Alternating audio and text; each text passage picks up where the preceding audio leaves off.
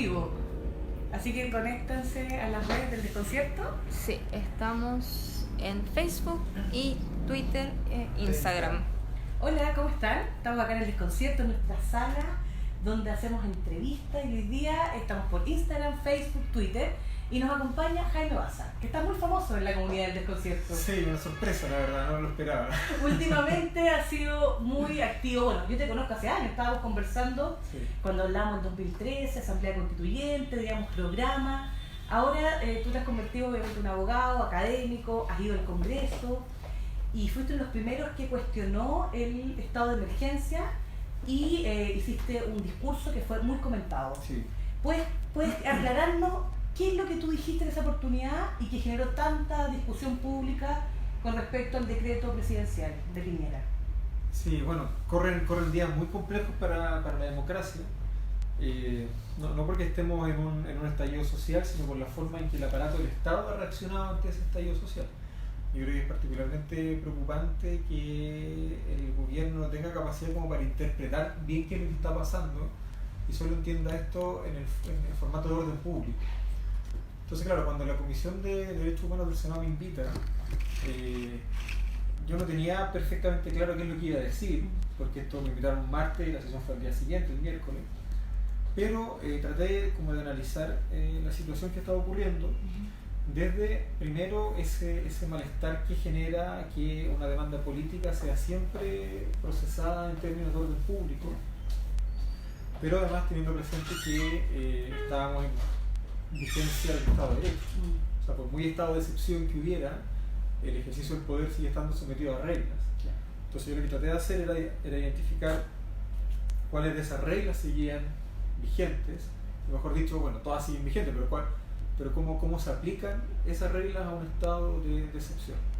Porque el presidente no tiene poder limitado, las Fuerzas Armadas tampoco tienen poder limitado. Hay contrapeso y límites al poder. Exactamente. Yo de lo que me di cuenta era que había una cierta práctica administrativa previa, práctica política previa, que está relacionada con otras declaraciones de estado de excepción constitucional, no sé, para el terremoto del 2010, para el incendio de Valparaíso. Claro, no, como que escuchaba esto, el decreto estado de emergencia y lo asociaba a catástrofes naturales. Claro, que antes el estado de excepción que se usaba era uno que se llama estado de catástrofe. Entonces, claro, empecé a mirar y dije, bueno, ¿qué atribuciones tiene el presidente durante un estado de emergencia? ¿Qué atribuciones tienen las Fuerzas Armadas durante un estado de emergencia? ¿Cómo se conectan esas atribuciones? Y particularmente cómo podemos limitar esas atribuciones teniendo en cuenta que durante el estado de excepción sigue vigente el estado de derecho. Claro. Y ahí me di cuenta de algo que fue bastante sorpresivo incluso para mí y para nosotros. Yo tampoco trabajo solo, hay gente conmigo, ¿verdad? Colaborando, ayudando, aconsejando, varios profes, varios ayudantes, qué sé yo. Y ahí nos dimos cuenta de que había normas, tanto constitucionales como legales, en virtud de las cuales se establecía que las atribuciones que el presidente tenía en estado de excepción debían ser delegadas en los jefes de la Defensa Nacional. De modo tal de que hay ciertas atribuciones excepcionales que tiene el presidente, otras distintas que tiene el jefe de la Defensa Nacional. Las primeras están en la Constitución, las segundas están en la ley, y el jefe de la Defensa puede ejercer atribuciones que limiten derechos fundamentales, pero solo si el presidente se las delega. Okay. Y ese acto delegatorio no estaba en los decretos. O sea, fue ilegal. Claro, no fue ilegal la declaración. Ya. La declaración del estado de excepción está dentro de lo que establece la Constitución. Sí, está dentro porque de es una atribución del presidente. Ya. El punto está en que la forma en que las Fuerzas Armadas se desplegaron en el territorio fue hecho de tal manera que no era posible identificar la cadena de mando al interior de las Fuerzas Armadas, de modo tal de que la forma en que las Fuerzas Armadas estaban limitando derechos fundamentales no podía engancharse con las atribuciones presidenciales. Entonces, el único autorizado constitucionalmente para limitar derechos fundamentales, reunión y libertad de desplazamiento, es el presidente de la República. Si las Fuerzas Armadas van a decretar estado de toque de queda, si las Fuerzas Armadas van a decretar toque de queda, el presidente tiene que haber delegado previamente la facultad de limitar. Y ahí es donde teníamos un problema, y ustedes lo detectaron y lo dijiste en esa canción. Lo dije, claro. ¿Y tuvo efectos? ¿Qué pasó? Claro, lo primero es que fue un efecto bien particular, porque como la práctica hasta ahora había sido distinta, que yo dijera una cosa como esa terminó siendo bastante como rupturista. Sí, fue muy polémico, o sea, en el mundo de los abogados todo el mundo quedó medio plop también con tu intervención, porque nadie había reparado en ese punto. Fíjate que todo el mundo quedó medio plop, pero nadie me ha desmentido. Nadie te ha desmentido, ¿no? Sí, nadie te desmintió, solo que nadie se sumó. Me llamó mucho la atención eso. No, pero acuérdate que días después nosotros publicamos un informe en Derecho, firmado por, no me acuerdo, 15 o 16 profesores y profesoras de Derecho, todos doctores en Derecho, dándole contenido y desarrollo a esa tesis que... Perfecto, entonces finalmente fue avalada por el cuerpo académico, experto, sí. ¿Y el mundo político? ¿Qué pasó en el mundo político con esa declaración? Bueno, en el mundo político las cosas al final siempre están marcadas por los clivajes gobierno-oposición o gobierno-oposiciones. Varias oposiciones. Entonces, claro, entonces primero hubo una sorpresa de no haber reparado a tiempo que, por ejemplo, la ley orgánica de estado de excepción sea del año 85 y no haya sido autorizada después de la reforma de 2005, son 20 años. O sea, 20 años estas reformas de Lago, de la Constitución, no tocaron este tipo de atribuciones. Es peor porque las reformas constitucionales de Lagos reformaron los estados de excepción de la Constitución. Entonces, claro, después de que la Constitución reforma los estados de excepción, lo razonable era que después reformáramos la ley que desarrolla los estados de excepción. O sea, quedó a media. Quedó un poquito desfasado, con algunas grietas por ahí, algunas fisuras. Y claro, son fisuras que uno puede de alguna manera como suplir. Uno puede, bueno, interpretemos por aquí, llenemos por acá, pero estamos hablando de estado de excepción, lo que en sí mismo es excepcional, y estamos hablando de limitaciones a derechos fundamentales, lo que en sí mismo es excepcional también, pero además estamos viendo en la práctica de facto que la fuerza desplegada por el Estado de Chile está yendo mucho más allá de lo que la Constitución le establecía para un estado de emergencia. Se estaban vulnerando de facto otros derechos fundamentales distintos de aquellos cuyo ejercicio se puede restringir a un estado de emergencia. Y eso fue lo que nosotros cubrimos, por ejemplo, como medio, que fueron todas las denuncias durante el toque de queda. Estamos hablando de violaciones de derechos humanos, donde involucra a militares y también a la policía, en este caso que está militarizada, que son las Fuerzas Especiales de Carabineros. Tenemos hoy en día una cantidad de denuncias en el sistema judicial, pero también está la discusión política de cómo el Estado de Chile se hace cargo de el resguardo de los derechos humanos. Sí, yo creo que una de las cosas que afloraron o que van a aflorar en algún minuto cuando esto pase es que tenemos una cultura política, institucional, pero incluso ciudadana, de una cierta como conformidad ante la excepción o ante el uso de la fuerza. Interesante el punto. Sí, porque como que todo el mundo dijo, sí, estado de excepción, se abre los milicos, ya bueno, ya.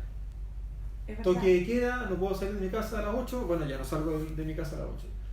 Claro, más allá de que es difícil quizá generar un cuestionamiento como jurídicamente bien fundamentado. Pero como ciudadano cuestionarlo. Exactamente, uno puede revisar y decir, oye, pero esto estará bien, estará mal, ¿dónde lo comento? ¿A quién le pregunto?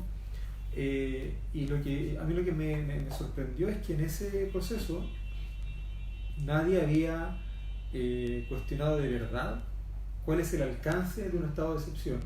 Porque, digámoslo, el estado de excepción no es la dictadura, ¿verdad? El estado de excepción no es volver a un estado donde no hay democracia. Es un estado de excepción que la propia Constitución contempla para de alguna manera, entre comillas, protegerse a sí misma y evitar que la situación de hecho que la amenaza termine derrumbando el sistema completo. Entonces, claro, el sistema, entre comillas, acepta ciertos ajustes, ciertos límites para hacer frente a situaciones anormales, excepcionales, guerras, ¿verdad? Cosas así, terremotos, qué sé yo, pero para resguardar el orden institucional, ¿cachai? Para resguardar la Constitución, para resguardar los derechos fundamentales. Y las personas, supuestamente. Las personas no para suspenderlo, ¿cachai? No para suspenderlo. Entonces lo que pasaba era que daba la impresión de que durante el estado de excepción estaba todo suspendido. Durante el toque de queda, todo suspendido. Y si un Paco te pilla en la calle, te puede matar. No, si no puede ser. O sea, eso, por ejemplo, que lo vivimos, o sea, ya vamos a cumplir 4 semanas mañana de este estallido social, pero fue una semana donde ese cuestionamiento no estaba en la discusión pública, en los medios, en el mundo de la academia. La gente tenía mucho miedo, los que vivieron la dictadura, como que fue este discurso de dictadura-democracia muy fuerte, sí, pero no de cuestionar cuál era la situación que estábamos viviendo desde el punto de vista de los derechos humanos. Piensa que hay normas legales que regulan el tipo de sanciones que las personas recibimos cuando no respetamos las órdenes de la autoridad relativas al cumplimiento del orden público.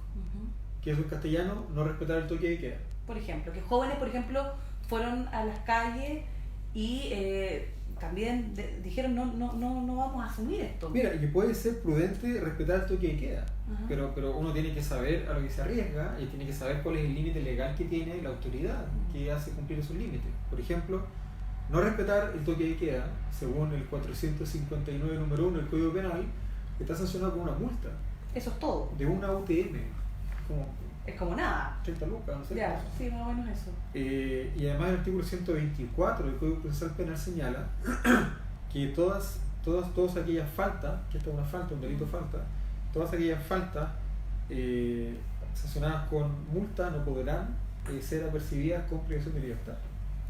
O sea, más claro no puede ser. Y la percepción que uno tenía era que te podían matar. Esto porque era, se imaginaba como un estado de sitio. Esto es similar a pasarse un semáforo en rojo. Te pide un carabinero, te pide tu documento, te cursa una infracción, te deja citado al tribunal y uno se va. Y sin embargo te estaban deteniendo, te llevan a lugares detenciones ilegales. O sea, esto es lo que está investigándose ahora en la Comisión Interamericana de Derechos Humanos, las comisiones, los veedores de Naciones Unidas, porque volvieron a una lógica de que tenían el poder sobre los cuerpos de las personas. Es un escenario donde yo creo que hay que hacer mucha reflexión académica, política, y que se hace hoy en día, después que ya vivimos eso.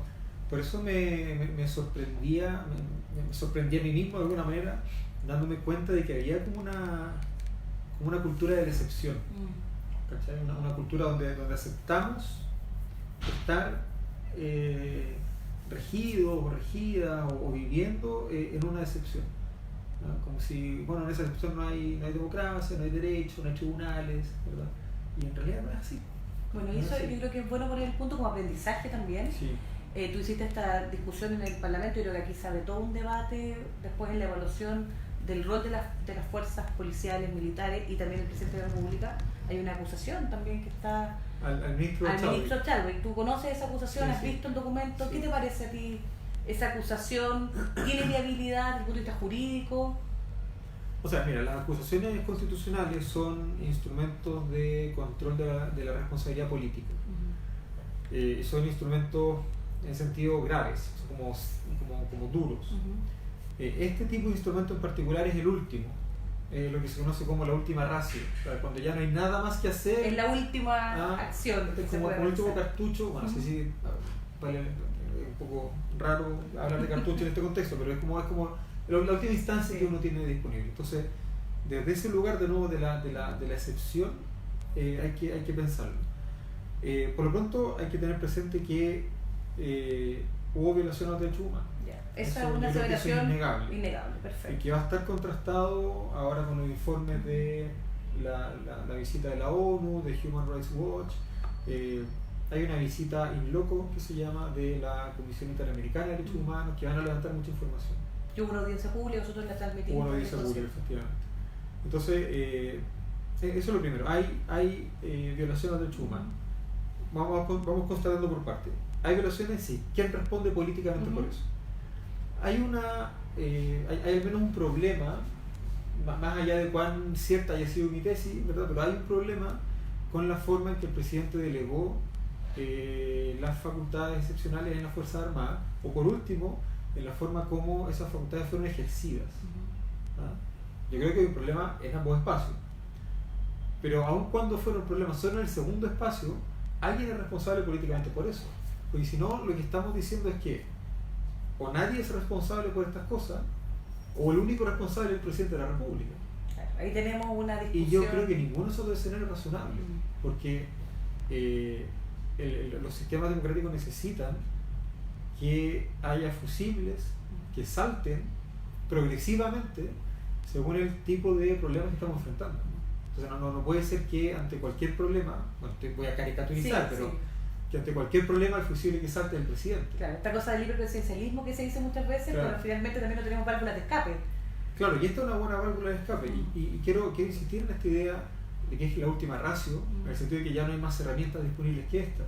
En este caso en particular, no hay más herramientas disponibles porque el ministro Chadwick ya no está en el ministerio.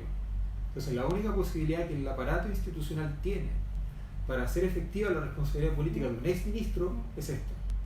Entonces esta es efectivamente el último espacio que queda para hacer efectiva la responsabilidad. Y el efecto que va a tener principalmente va a ser que no va a poder ser, si fuera finalmente la acusación tuviera todos los votos en el Parlamento, ¿qué consecuencias tiene cuando él ya no está en el poder? Que es una pregunta que surgía también. O sea, yo creo que la primera consecuencia que esto tiene es de alguna manera política, ciudadana política, porque va a ser la primera declaración institucional que certifica de alguna manera la violación de derechos humanos en uno de los poderes del Estado, ni más ni menos. O sea, pero tiene un efecto también jurídico, que es la inhabilidad del exministro Chadwick de ejercer cargos públicos durante 5 años. O sea, hay un efecto completo también en su carrera política, claro. Y también la dimensión que tú dices comunicacional. Hoy se está conmemorando un año de la muerte del comunero Camilo Catrillanca. Te quiero vincular también a ese punto donde también hubo intentos de hacer una acusación constitucional contra Chadwick. Uvilla sigue en el poder, el subsecretario del Interior, no se ha movido. ¿Cómo evalúas tú también ese componente con la violación de derechos humanos y lo que vive el pueblo mapuche con todo el historial que conocemos de la aplicación de la ley antiterrorista y de un caso tan emblemático y doloroso que fue el asesinato por parte de fuerzas policiales a Camilo Catrillanca? Mira, primero para entrar con el tema un poco más sencillo antes de entrar al más complicado, yo creo que fue un error del Ejecutivo haber sacado solo el ministro del Interior. Porque claro, da la impresión de que hubo una pérdida de confianza entre el presidente y su ministro del Interior, cualquiera haya sido la razón. De hecho, puede ser por una pelea familiar, hasta donde podemos saberlo. Son primos. Claro. Pero no daba... Yo creo que el mensaje político se perdió en el sentido de que el presidente podría perfectamente bien haber dicho hemos entendido el problema de seguridad pública que hay, asumimos que estamos desbordados frente a lo que está ocurriendo, asumimos además que no tenemos capacidad política para entender el contenido de las demandas sociales, y por lo tanto, que es lo que habría hecho yo, saco a todo el ministro del Interior. A todo el ministerio. Dando una señal institucional. Exactamente. Entonces, claro, no saco a lo mejor a todos los ministros, porque entiendo que eso es complicado, complejo, pero al menos reestructuro 2 o 3 ministerios claves de manera importante. Habría reestructurado Interior enteramente, también Defensa, que ha pasado un poquito. Que Defensa parece que Espina no habla, no abre la boca. Algo raro hay ahí, ¿no? Sí, porque también tiene alguna responsabilidad. O sea, la relación institucional entre el Ejecutivo y las Fuerzas Armadas pasa por el Ministerio de Defensa. O sea, tiene responsabilidad política también. Yo creo que sí. Sí. Ahí tenemos otro punto. Eso es lo sencillo del análisis. Ahora claro, vamos a lo complejo. No, lo complejo con Catrillanca es que evidencia dos cosas que son muy dramáticas y muy tensas en los tiempos que corren. Una es que el Estado de Chile se relaciona con el pueblo mapuche desde la violencia solamente, y cuando no se relaciona desde la violencia lo hace desde una categoría teórica que no dialoga con la demanda de los pueblos originarios, que lo hace como si esto fuera un problema de devolución de tierras. Entonces, claro, el Estado entiende las tierras desde el derecho de propiedad y el pueblo mapuche entiende otra cosa por la tierra. Y esa fue la política de Estado que han aplicado por dictadura. Entonces ahí hay un primer problema aquí grave, creo yo, que es la forma en cómo a un problema de cosmovisión que tiene raíces culturales distintas se le aplica una solución que tiene cosmovisiones raíces europeas, de propiedad, etc. Y ciertamente la violencia directamente ejercida contra el pueblo mapuche. Y eso con Estado subsidiario y con tierras que hoy en día tienen las forestales, que tienen grandes industrias. Y el otro punto que yo creo que es importante, que pueden haber más por cierto, yo creo que hizo relación con que detrás de la muerte de Catrillanca hay una forma en que en general el aparato estatal, y esto no es del gobierno, no es este gobierno porque pasó también lo mismo en el anterior, No tenemos un comunero mapuche muerto en los últimos 30 años, tenemos varios. Sí. No tenemos un dirigente social muerto en los últimos 30 años, tenemos varios. Una política de Estado. Claro, pero sí, es una política... Mira, es una política de Estado que se explica de alguna manera por la forma en que el poder hegemónico se relaciona con las disidencias o con los proyectos políticos alternativos, que es casi siempre desde la represión o desde el ninguneo o desde la desarticulación y la contención, exactamente. Entonces, claro, termina siendo invisibilizada, pero ni la represión, ni la desarticulación, ni la invisibilización hace que esas demandas desaparezcan, ni que mucho menos desaparezcan quienes las levantan. El mejor ejemplo que tenemos ahora son estas 4 semanas de movilización social. Porque, y que es muy explicativo lo que tú estás diciendo. Exactamente, porque todas las demandas que nosotros estamos viendo en la calle, llevamos 30 años escuchándolas. Entonces no es que esto sea nuevo. Si una línea de tiempo de todos los hitos de los movimientos del feminismo, el pueblo mapuche, el medioambientalismo, la discusión sobre el activismo, pensiones, etcétera. O sea, hay una línea, hay antecedentes. Ahora que Carlos Peña y otros no quieran mirarlo, esos intelectuales que estuvieron siempre en los centros de estudio, libertad y desarrollo. Sí, mira, yo tengo un gran respeto intelectual por Carlos Peña, pero yo creo que este es el tiempo en que aquellos que sostuvieron análisis equivocados tomen tiempo, pausa, calma, y con mucha templanza y con mucha humildad analicen lo que está ocurriendo ahora. Sí, es un mensaje importante. Y para todos nosotros, también para nosotros que estamos, o para mí que nos ha tocado ahora estar en primera línea, no tenemos respuesta. No tenemos respuesta porque las preguntas son nuevas. Y no estoy diciendo nada nuevo con esto tampoco. Pero mira, el gran problema de Carlos Peña, del análisis que Carlos Peña proponía, y que algo que muchos veníamos diciendo de antes, es que su propuesta de clases medias contentas con la modernización capitalista y que se volcaron al mercado y al consumo, pasa por alto lo que yo creo que es la piedra angular del sistema. Pasa por alto que eso se sostiene sobre empleo precario, mal pagado y sobreendeudamiento. Entonces, si las condiciones materiales a través de las cuales esas clases medias, que tampoco sé si son medias, pero no importa, si las condiciones materiales a través de las cuales las clases medias se vuelcan al consumo están tan precarizadas, uno no puede hablar de modernización capitalista. Modernización capitalista supone un desarrollo equitativo, parejo de todos los sectores de la sociedad. O por último, consumo, vale, pero sin deuda. Pero la gente se endeuda para ir al supermercado para comer, eso lo dice el Banco Central. Exactamente, no lo estoy diciendo yo. Claro. Y con una tasa de morosidad del 30%. Entonces, ya, está bien. Es ideológico también la lectura. O sea, sí. Absolutamente. Sí. Bueno, perdón, así como lo es la mía también. Sí, todos tenemos miradas desde cierto enfoque, teoría. Exactamente. Pero el pensamiento crítico parece que ahí se anula totalmente. Cuando nos decían, este es el Chile que queremos, el elector chileno. Chile es un país moderno, próspero. Es que yo creo que ahí hay una autocrítica importante que debiéramos hacer también desde el mundo académico, los intelectuales, las universidades, los centros de pensamiento. Que claro que es una autocrítica que no es pareja en todos lados, porque efectivamente hay muchos tipos de centros de estudio distintos. Pero yo tengo la impresión de que primero hubo mucha gente que no alcanzó a ver cómo se estaban configurando las condiciones materiales que ahora permiten explicar retrospectivamente este estallido social, y aquellos que lo alcanzaron a ver por distintas razones no fueron lo suficientemente audaces en comunicar esto de modo tal de que la institucionalidad procesara, entre comillas, la amenaza. O algunos, por ejemplo, Chile Anatomía un mito de Mulián del 97. Claro. Fue un hit en su minuto, claro. Y también fueron pares del sistema, ¿no? Costó mucho que los validaran también las fuerzas del establishment, y la concertación también tenía sus intelectuales. Sí, no sé, es verdad. Eso también hay que darle una lectura de que algunos fueron audaces y otros fueron excluidos también. Sí. No, y hay mucho también ahí de esto de los discursos de verdad, ¿cierto? De cómo se van consolidando los discursos de verdad en la universidad, en los centros de estudio, porque los criterios a partir de los cuales el sistema le reconoce mayor legitimidad a ciertos discursos son materialistas, todos son económicos. Esa mirada economicista, y además en ciertos medios de comunicación. En ciertos medios, con ciertos financiamientos determinados, ¿cachai? No es lo mismo tener un centro de estudio independiente que recibir financiamiento de un gran empresario. Sí, cambia mucho el alcance que tiene. Entonces está interesante sí, esto sobre todo la legitimidad que sí, se le asocia a ese discurso. Sí, está muy interesante esto de la lectura crítica también.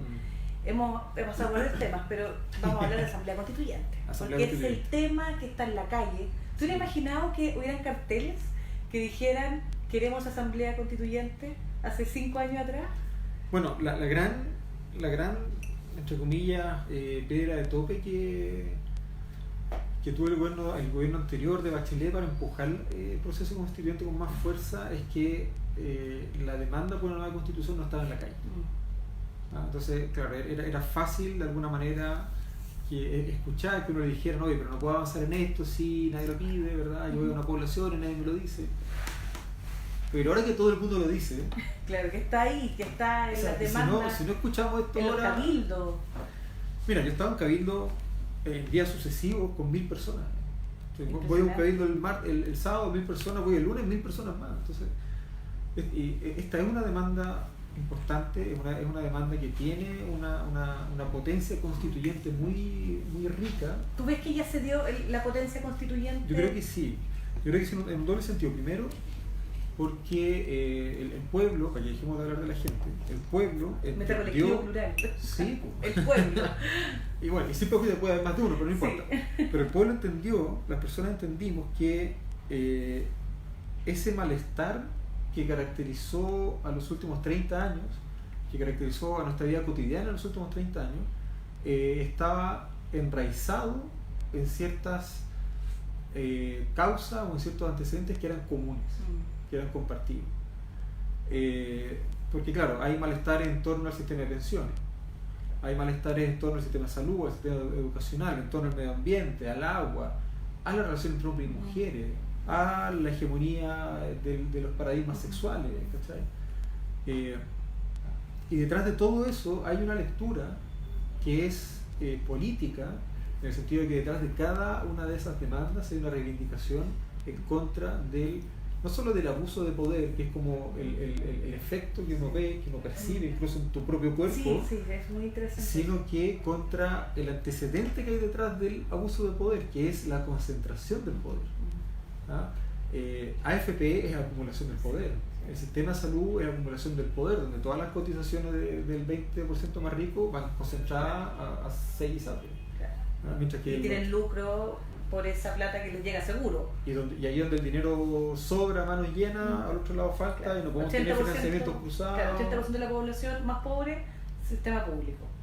Entonces lo que terminó pasando, creo yo, y al menos lo que yo he podido ver las veces que he salido a marchar también y las veces que iba a cabildo, es que la gente espontáneamente vio que muchas de las demandas que se habían levantado en los últimos 30 años no solo estaban insatisfechas, sino que muchas de ellas habían sido como desarticuladas, y casi siempre la piedra de tope era la Constitución. Claro. No, es que esto no se puede cambiar porque es inconstitucional, que no sé qué, el agua, medio ambiente, AFP. Y llegábamos a un tribunal constitucional que sabíamos cómo operaba. Exactamente. Entonces, claro, hay una dimensión de las demandas del estallido social que es constituyente. Primero porque denuncia a cierto malestar constituyente previo. Esta es una idea que estamos trabajando con algunos colegas en Valparaíso.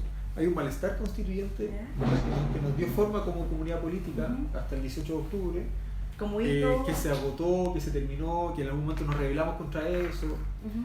Pero ese malestar a su vez también tiene una dimensión productiva hacia el futuro, ¿verdad? En el sentido de decir, bueno, queremos una forma de convivencia política distinta, digamos, por fuera de este malestar.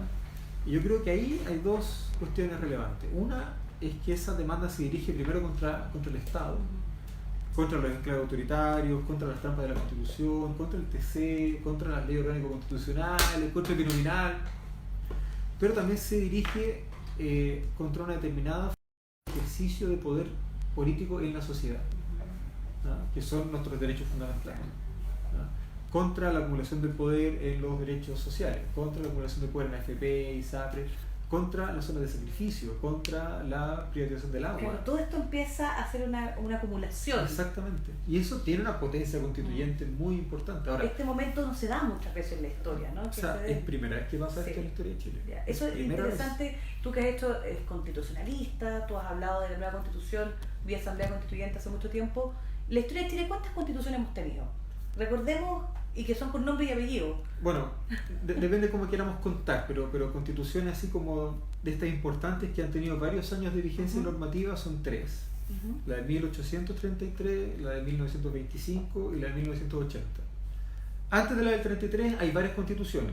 Hay una constitución liberal del 28, hay una ley federalista por ahí, el 26... hay unos ensayos, hay una constitución moralista, hay varios textos constitucionales como reglamentos constitucionales en la década de 1810. Pero esas son las 3 importantes. Pero las 3 importantes son la del 33, la del 25 y la del 80. Ya, siempre se dice, ¿no? ¿Hemos tenido alguna vez una asamblea constituyente, un proceso participativo? Ninguna de esas constituciones ha sido redactada de manera participativa. O sea, no solo donde el pueblo decida, sino donde el pueblo participe. El pueblo ni siquiera ha participado en esos espacios. La Carta del 33 fue redactada en una especie de convención constituyente mixta como la que se está haciendo ahora.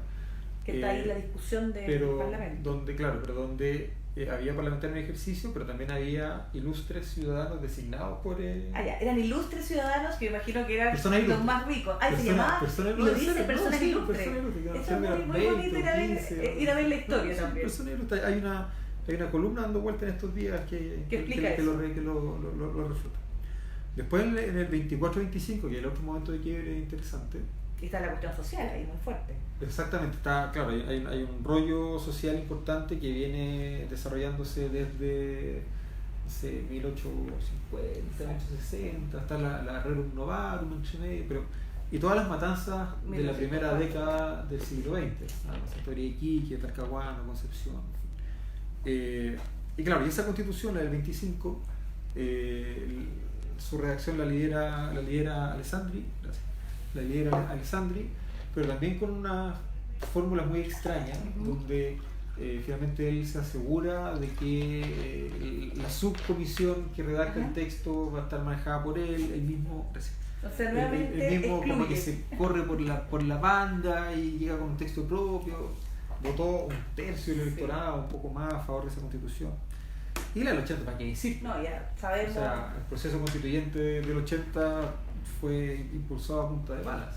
Y la Comisión Ortúzar, famosa, que está en las actas. Ortúzar, que eran casi puros hombres, casi todos profesores de Derecho de la Católica de Chile. Y con unos discursos, uno de las actas, una misoginia terrible. O sea, es mirar lo que estaban pensando. Hablaban de la sobrerepresentación de la minoría, es explícito, que es lo que decía el Partido Conservador. O sea, es como trasladar la historia del Partido Conservador y este miedo a las mayorías. Eso es impresionante en esa discusión, bueno, que es el tema del Estado subsidiario, la restricción de ciertos derechos. Claro, por eso está interesante pensar en qué sentido la dictadura es un paréntesis en la historia de Chile.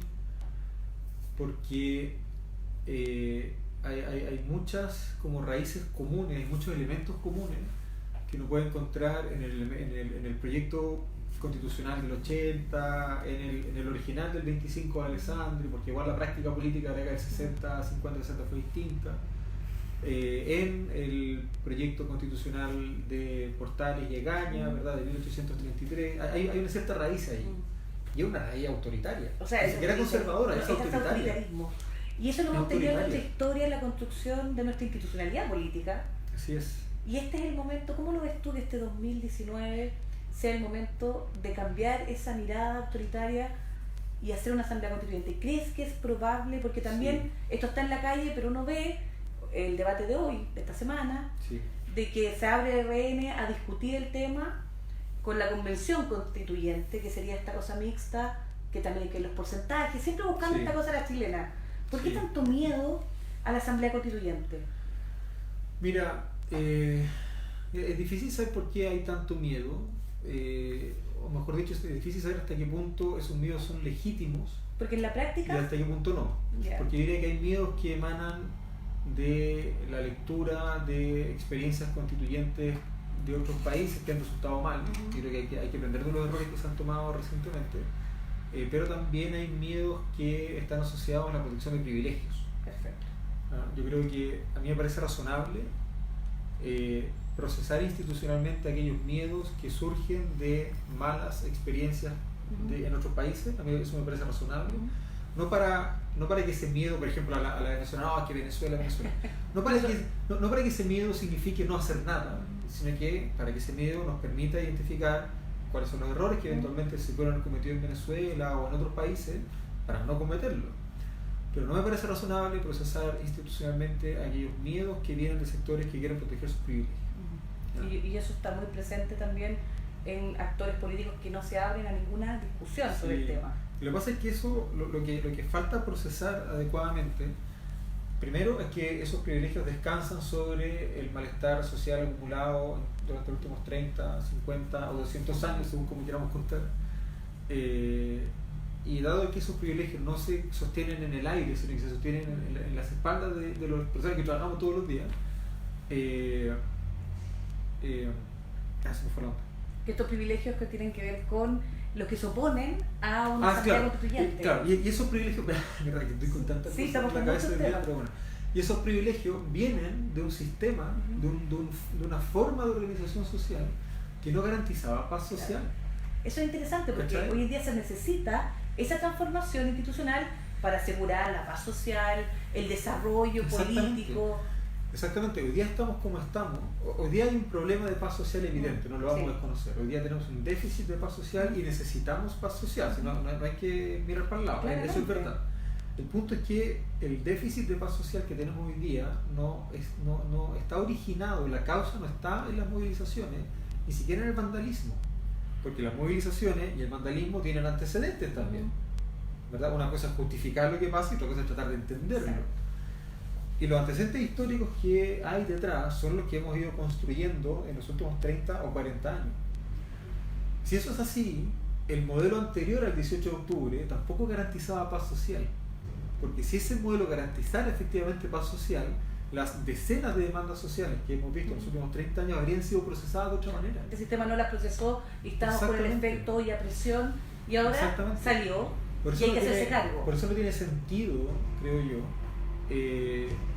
seguir procesando ese miedo de una manera tan conservadora, por así decirlo, porque aquello que se quiere conservar no garantiza la viabilidad ni siquiera de aquellos privilegios, sino que más bien al revés.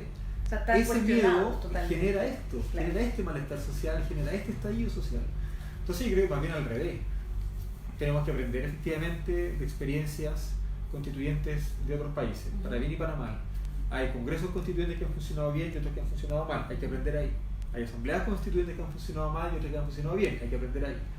Pero lo que deberíamos tratar de transmitir es que no parece razonable pensar que el modelo de privilegios previo al estallido social pueda ser proyectado después del estallido social.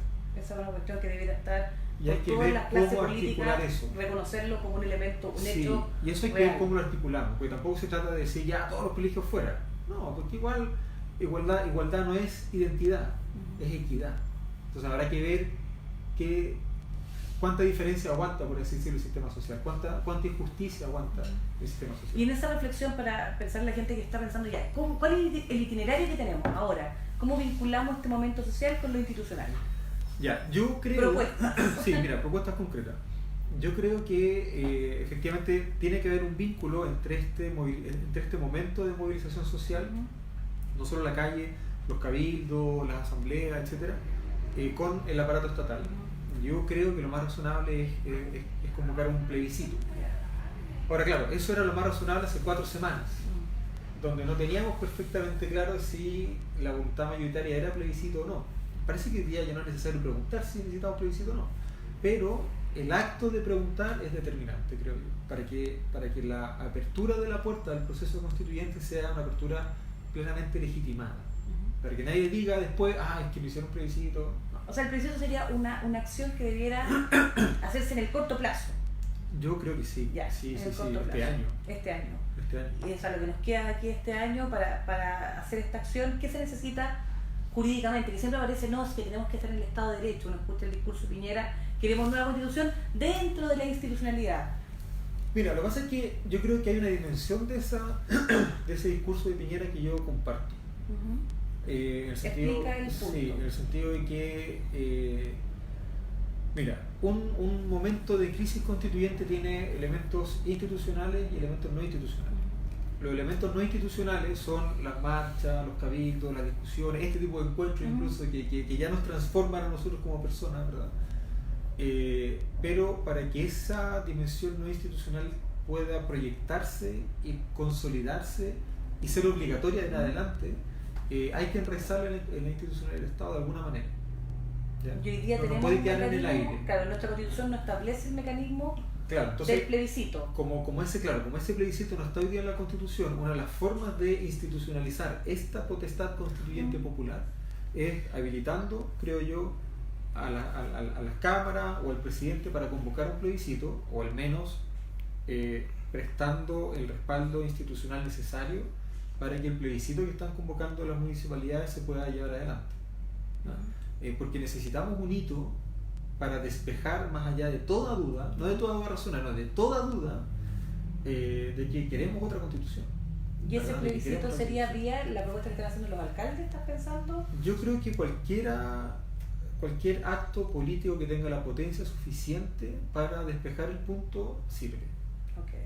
Ojalá fuera convocado legalmente, con CERVEL, con tribunal electoral, etcétera, etcétera. No tiene que ser una cuestión que dé garantía el proceso. Claro, para que nadie después diga, es que no sé qué. ¿Y qué debería decir pero también ese es cierto que plebiscito? estamos muy encima. ¿Quieres cambiar la Constitución o qué? Esa pregunta... Claro, ¿qué es lo que te decía? Esa es la pregunta, ¿qué vas a preguntar? Yo hace un par de semanas puse en Twitter un plebiscito con 2 preguntas, pero parece que hoy día ya estamos en condiciones de avanzar un poco más. Y a propósito de lo que se ha estado discutiendo, de si asamblea constituyente o convención, no sé qué, yo creo que hoy día estamos en condiciones de discutir en torno a las condiciones necesarias para que un órgano colectivo tome una decisión constituyente. ¿Ya? Porque una decisión constituyente puede ser tomada por el Congreso Nacional, que hay ejemplos, no sé, Brasil, España. ¿Lo hicieron vía Congreso? Y fueron decisiones constituyentes también. Una decisión constituyente se podría tomar en una asamblea constituyente, o puede ser tomada en una convención constituyente, están llamando, porque lo relevante ahí, creo yo, no es, evidentemente no es el nombre, lo relevante ahí, creo yo, son 2 cosas. Uno, quiénes participan y cómo se eligen esas personas, y 2, cuáles son las condiciones de la deliberación. Claro, que sea una participación, ¿cachai? Una deliberación efectiva. Porque, por ejemplo, si nosotros tuviéramos una asamblea constituyente compuesta por puros hombres, probablemente no sería constituyente. Claro. ¿Cachai? Ahora, la selección de esos delegados o delegadas, porque la asamblea constituyente tiene una metodología, y así pasamos el tema del plebiscito. Sí. Y se dice vía es que por eso te digo, ese es el punto. Yo creo que el plebiscito hoy día, así como están las cosas, que está todo tan volátil, todo tan líquido, debiera tener un tipo de pregunta un poco más compleja, un poco más, no sé si compleja, un poco más completa. No en el sentido de decir nueva constitución sí o no, sino en el sentido de decir, este es el proyecto.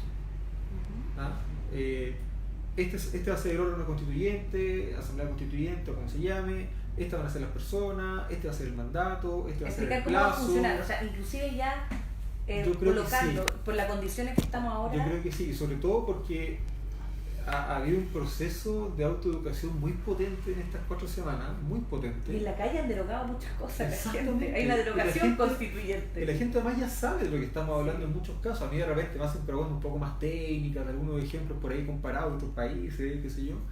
Pero en general la gente ya sabe de lo que estamos hablando. Entonces probablemente ya no estamos en condiciones, porque ya no es necesario, hacer una pregunta en términos de ¿quiere nueva constitución o no? Porque basta asomarse por la ventana, claro, sino que a lo mejor lo que necesitamos es habilitar, es discutir en torno a las condiciones que habilitarían una decisión constituyente. ¿Cachai? Y empezar a conversar sobre esas discusiones.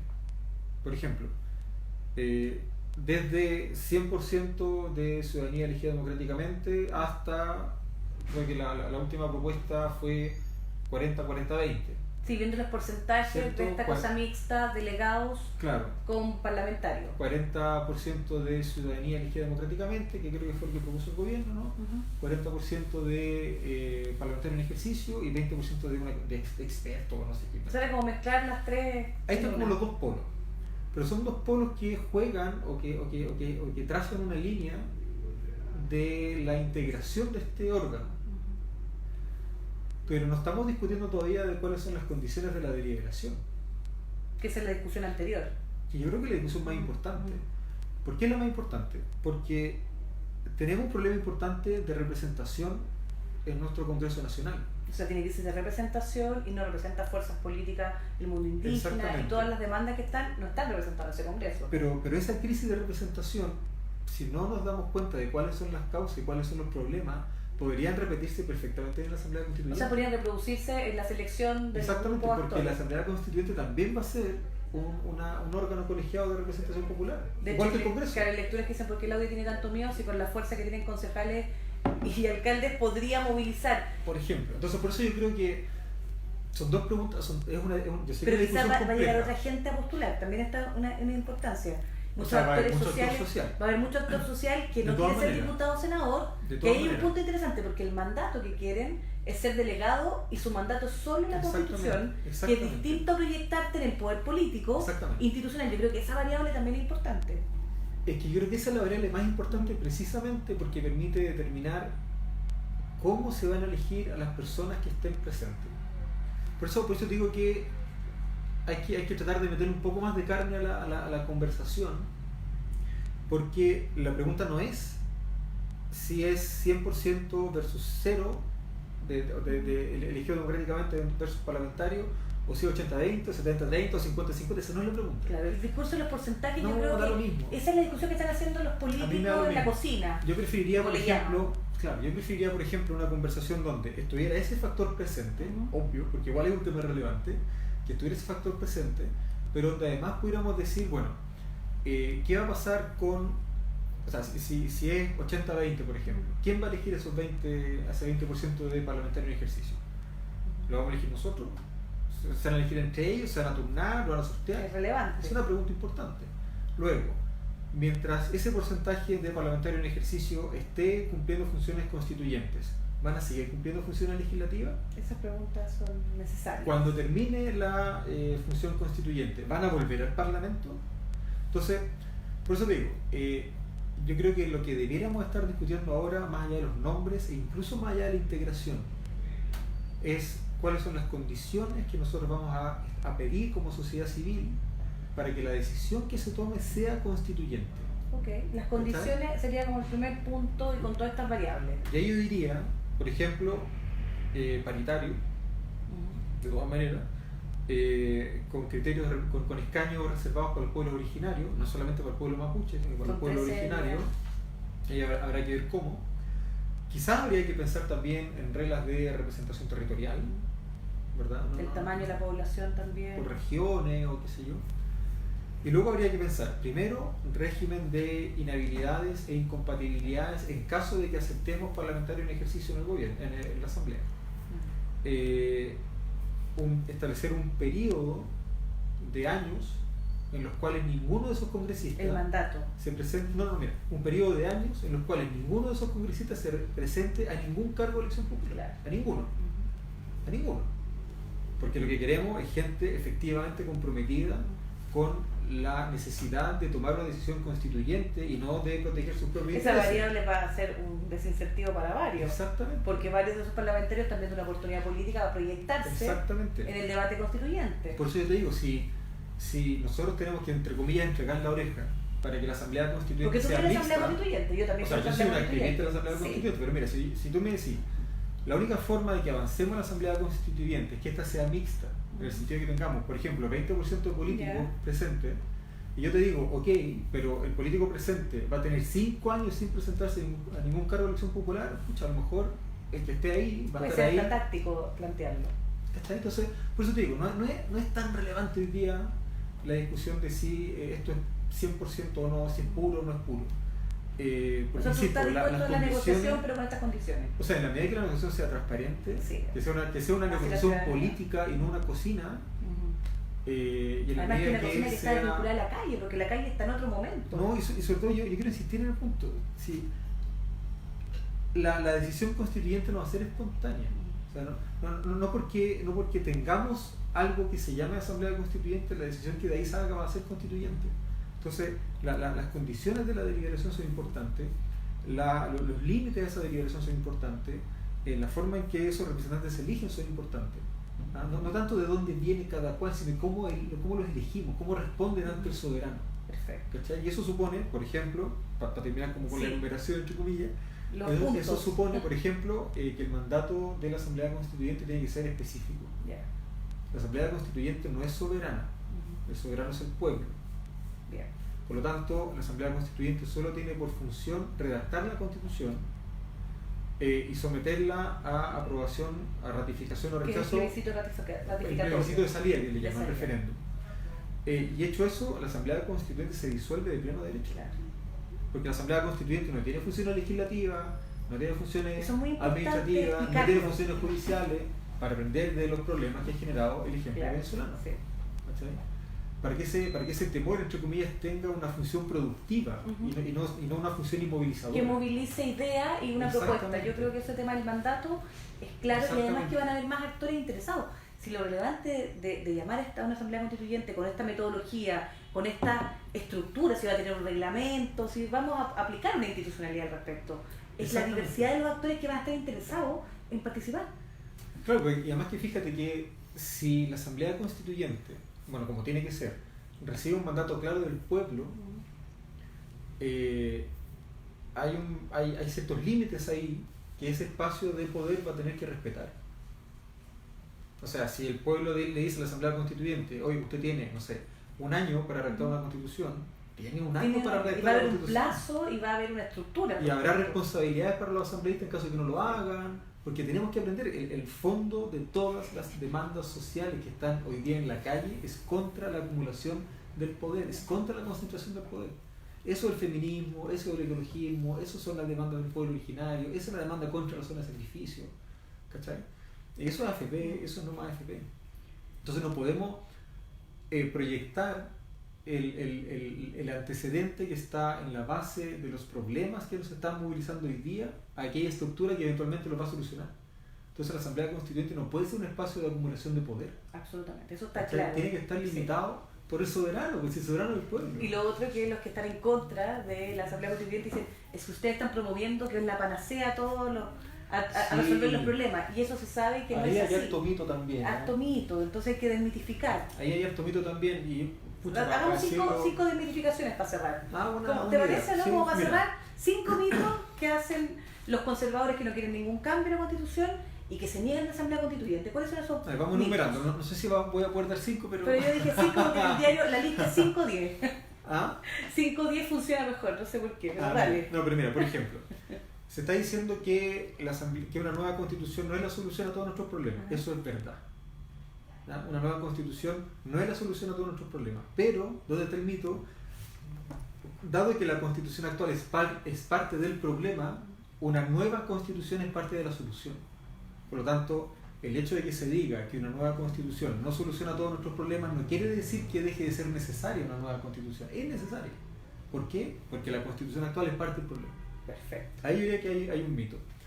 Por ejemplo, anda circulando también un meme, no sé, una infografía, no sé qué será, donde hay donde se enumeran las fuentes normativas donde están regulados, por ejemplo, las pensiones, la salud, los medicamentos, no sé.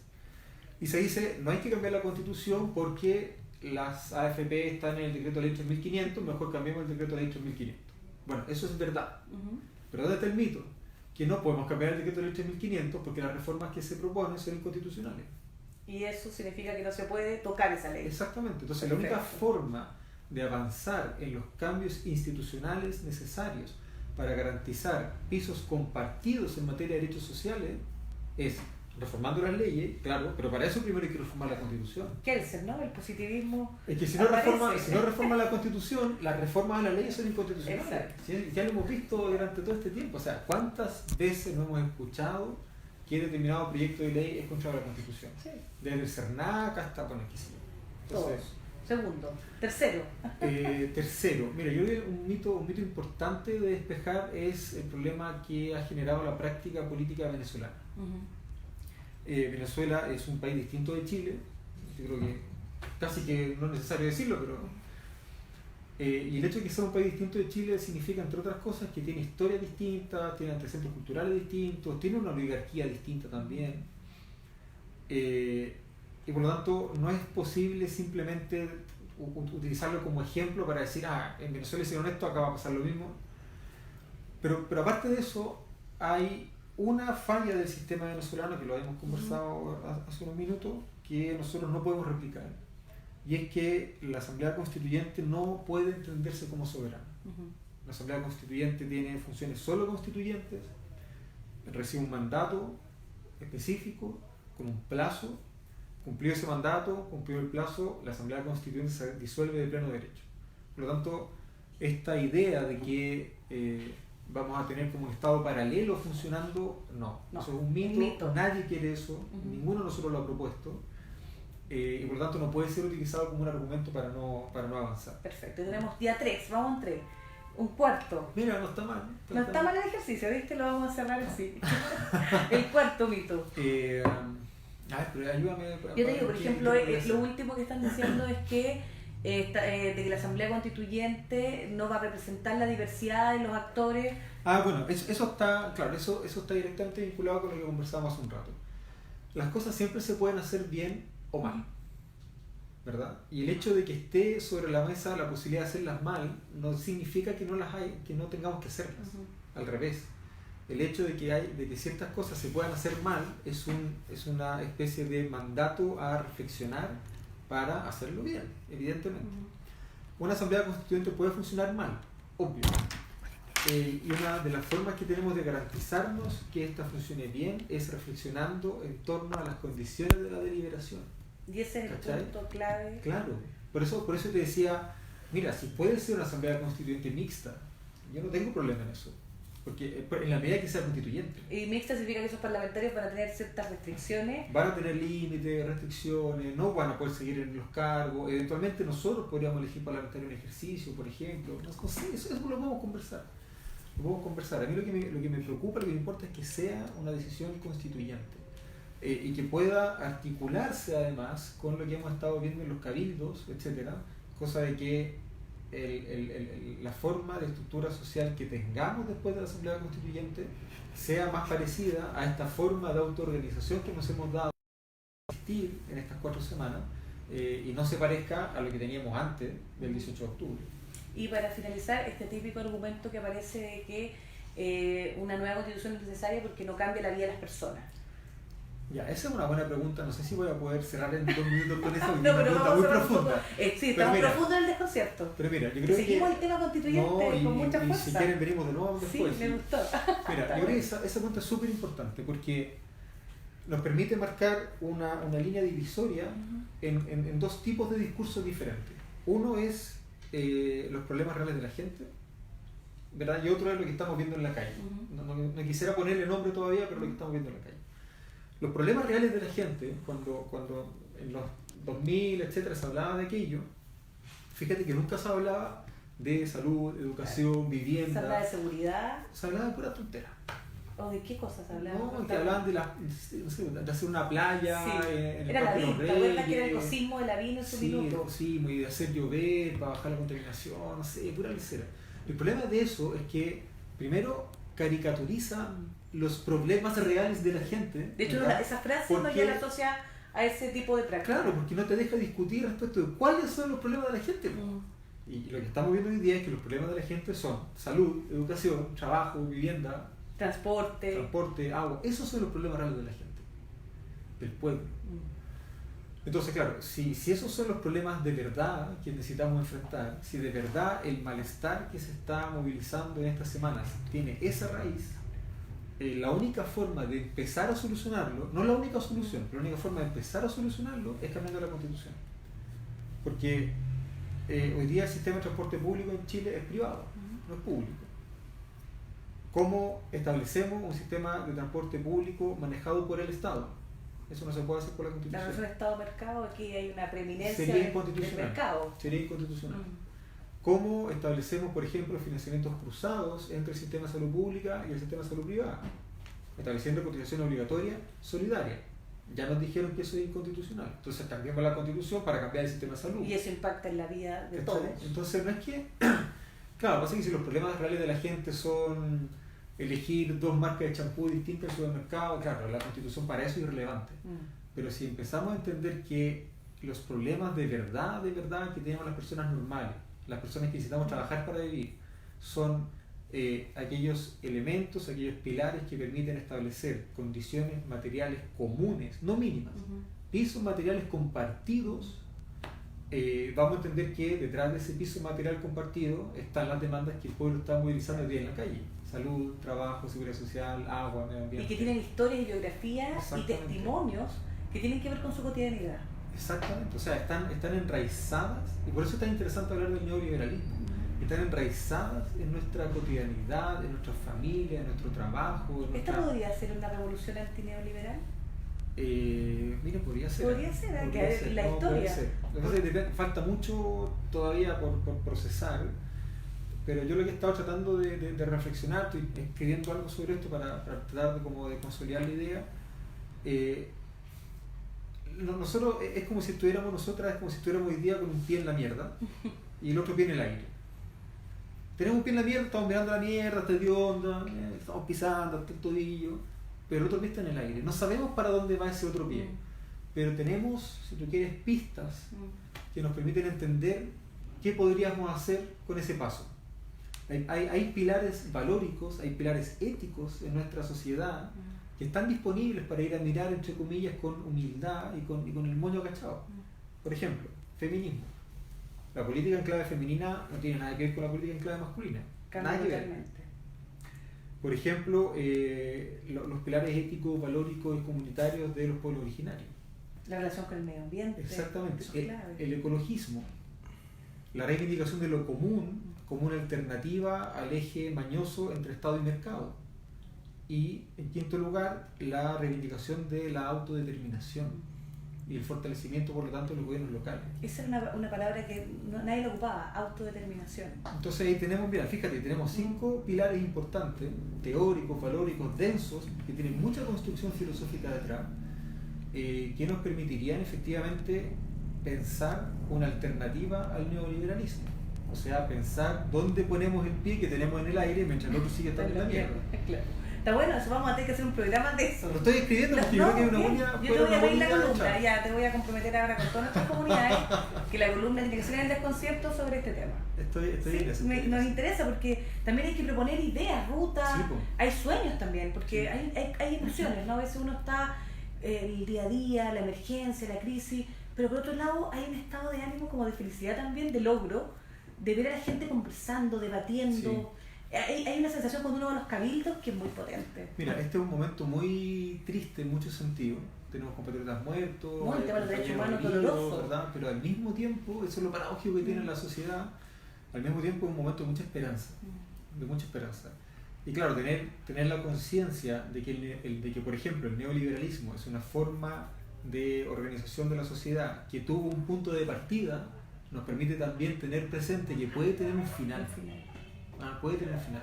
Y si empezó en Chile, puede terminar en Chile. Y puede terminar en Chile. Chile como modelo empezó en Chile, del laboratorio neoliberal con los Chicago Boys y toda la dictadura. Empezó en Chile cuando Sergio de Castro asume el Ministerio de Economía el año 74 y el Ministerio de Hacienda el año 75. Después de eso viene Ronald Reagan y Margaret Thatcher. Esto empieza en Chile. Chile el modelo y ahora está mirando todo el mundo. Y puede terminar aquí. Vamos a ver cómo viene este proceso. Ojalá. Gracias, Jaime. Fue mucho más larga la entrevista. Gracias, estuvo muy entretenida. Estuvo muy entretenida. ¿Te gustó? Sí. Viste que en el desconcierto hacemos entrevistas más en profundidad y tocamos los temas que nos tocan otros medios. Así que por eso hemos crecido en nuestras comunidades. Les agradecemos a todas, a todos, a todes los que han escuchado a Jaime, que es un rockstar ya del constitucionalismo. Y muy humilde también. Yo sé, y lo conozco y es muy humilde y va a todos los cabildos. Sí, hemos estado juntos ahí en otros eventos, así que felices de tenerte acá, tú eres parte de la comunidad del desconcierto. Sí, creo que estamos todos y todas en esto. Hay muchos desafíos que solo pueden ser enfrentados de manera colectiva. Exacto, y colaborativa. Así Sí. que el mundo de la academia, el mundo de los medios, la sociedad civil, todos los que nos están escuchando son motivadas, pueden escribirnos, mandar también sus reflexiones, nos interesa. Sí, de todas maneras. Así que vamos a hacer después otro evento con Jaime. Gracias, Muchas que estés gracias. bien. Chao. Chao.